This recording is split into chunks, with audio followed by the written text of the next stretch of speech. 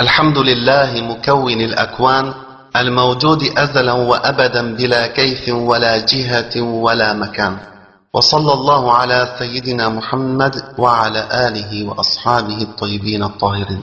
قال الله تعالى: ليس كمثله شيء وهو السميع البصير. وقال الله تعالى: وخلق كل شيء.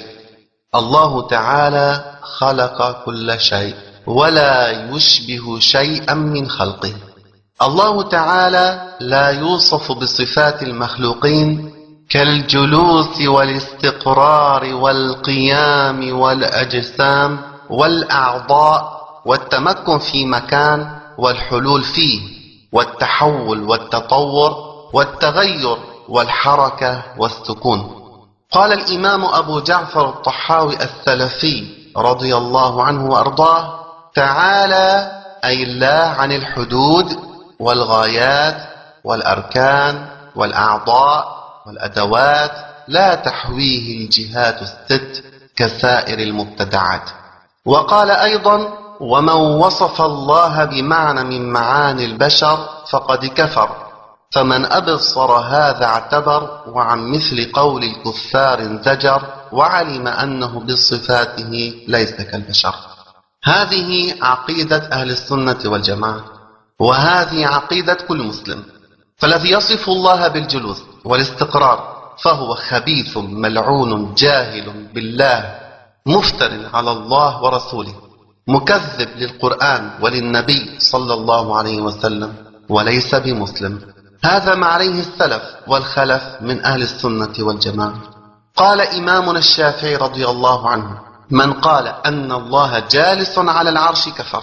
وقال إمامنا أبو حنيفة النعمان رضي الله عنه وأرضاه: نقر بأن الله على العرش استوى من غير أن يكون له حاجة إليه واستقرار عليه، وهو الحافظ للعرش وغير العرش، فلو كان محتاجا لما قدر على إيجاد العالم وتدبيره.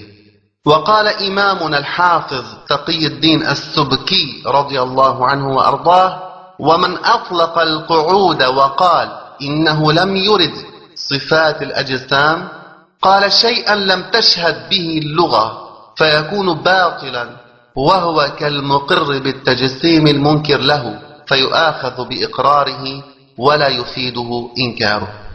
وقال الحافظ ابن الجوزي الحنبلي رضي الله عنه: الخالق سبحانه وتعالى لا يجوز أن يوصف بالجلوس على شيء فيفضل من ذلك الشيء، لأن هذه صفة الأجسام. فبعد أن بينا لكم بعض أقوال السلف والخلف سنسمعكم صوت المجسم ابن عثيمين، فهو يجوز القول بالجلوس والاستقرار في حق الله والعياذ بالله تعالى من الكفر الشنيع. تعالى الله عما يقول ابن عثيمين علوا كبيرا. يقول ابن عثيمين المجسم: والإنسان على ظهر الدابة جالس ولا واقف؟ جالس. نعم جالس. لكن هل يصح أن نعديه إلى الاستواء إلا على العرش؟ هذا محل نظر، لأن نقول الكيف يعني كيفية الاستواء مجهول، ومن جملة الجهل أن لا ندري هل هو جالس أو غير جالس.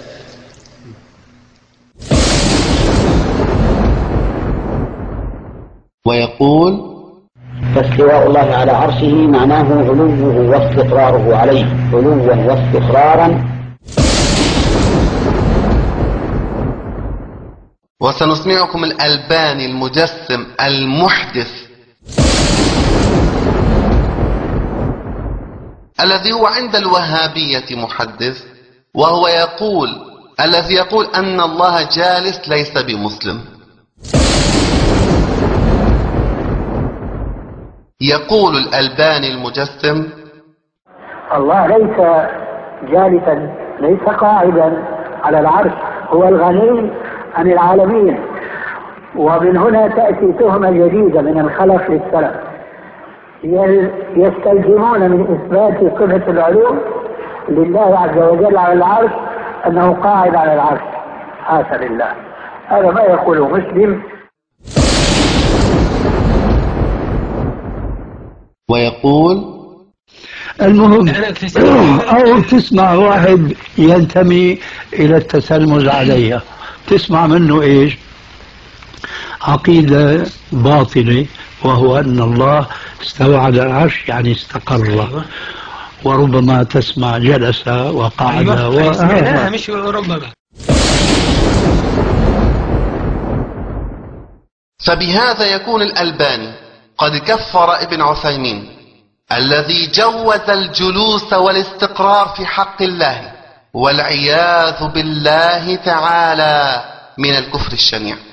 وأيضا يكون الألباني قد كفر ابن تيمية الحراني وابن القيم الجوزية والهراس وعائد القرني وكل من صرح بالجلوس من الوهابية.